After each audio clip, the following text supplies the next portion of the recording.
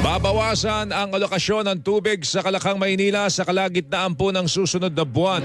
Ayon po sa National Water Resources Board NWRB, mula 50 cubic meters per second, ibababa ito sa 48 cubic meters per second.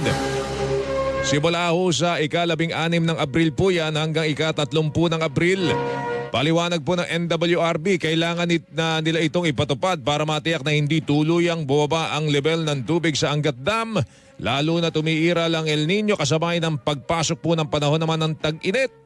Mababa po yung rainfall projection natin na galing po sa Pag-asa, okay? So below normal po ito.